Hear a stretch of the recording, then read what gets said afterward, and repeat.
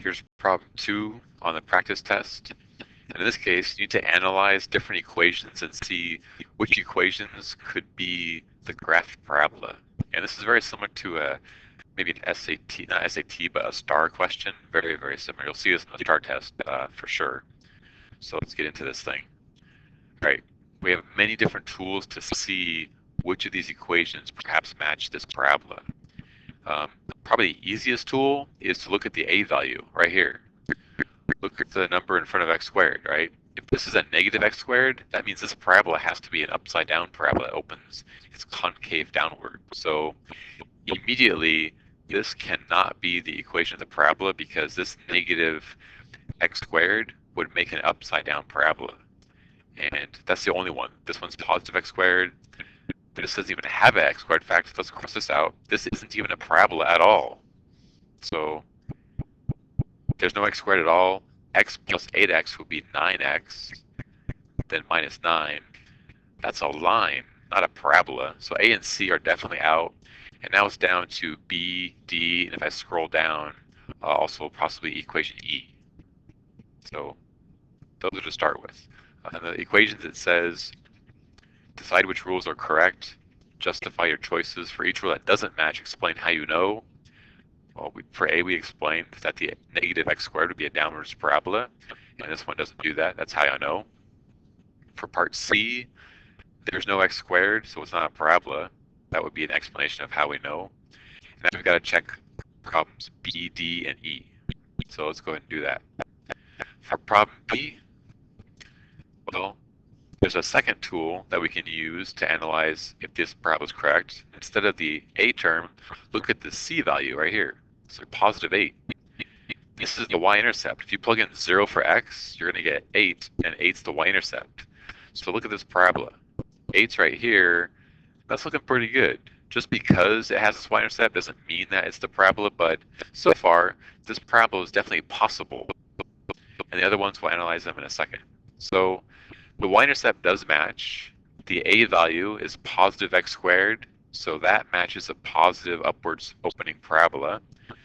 The next thing we should analyze is either plug in points to check or check the x-intercepts. I'm going to check the x-intercepts by factoring this and seeing if the x-intercepts match 8 and 1. So let's go ahead and factor this, and go ahead and pause the video and factor part B on your own, then come back. Welcome back. Here's the factored form, and I'll discuss that in more detail when we do the actual factoring problem, but for now I'm assuming you can factor. So here's the factored form. Let's use this to find the x-intercepts. To find x-intercepts, you put 0 for y, so I'll put 0 here for y. And then this problem's easy enough to solve mentally. To get 0, one of these parentheses has to be 0.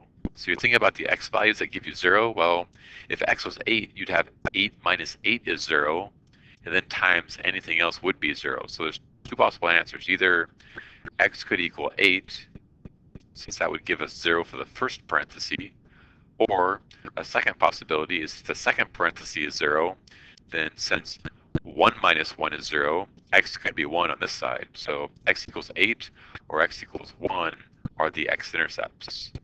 Or really should write them as 8, 0 and 1, 0, but I'm going to be lazy for a sec here. Now let's match this up with the graph. The actual graph has an x-intercept at x equals 1, so that's good. It also has an x-intercept at x equals 8, and that matches what we have. So part B is matching at least 3 points of our parabola. And it turns out, 2 points makes a line. Draw any 2 points, and there's only one line that goes through those 2 points. Oh, let's make this point bigger. There, ultimate fail there. But just like 2 points determines a line, 3 points always makes a parabola, and there's only one possible parabola that goes through any 3 points. So this was enough information to verify that, in fact, equation B is this parabola in this format. Now let's go down to equation D and see if equation D also matches, because it's possible there's more than one answer to this thing. So here's part D, and this time it's already in factored form. So really, we need to put 0 for y right here. Once again, solve for x, and then you get the same thing. X equals 1, That would give you 0. To get 0 here, you'd have x equals 8, since 8 minus 8 is 0. So once again, these 2 points, the x-intercepts match. And the y-intercept, if you put 0 for x, so let's back this up. Let me erase what I just had. If you put 0 for x to find the y-intercept, 0, 0, that gives you -1 multiplied to -8, and that's positive 8. And the y-intercept does equal positive 8. If you go back to the graph right here, here's 8. Well, once again, we have 3 points. They match up. 3 points makes the parabola, and therefore equation D is also correct, which really means the equation E is probably not right, but we still need to justify it, so let's do that. Here, if we were to find the x-intercepts, put in 0 for y, find the zeros for x. X could be -1. Since -1 plus 1 is 0, that is one possibility for x. So there's one x-intercept. Or x could also equal -8 plus 8 is 0, so x could equal -8 as the second option. But this parabola doesn't cross the x-axis at -1 or -8. So this equation for E is not possible because it has the wrong x-intercepts. So there's the equation for problem number 2. I'll see you next time at problem 3.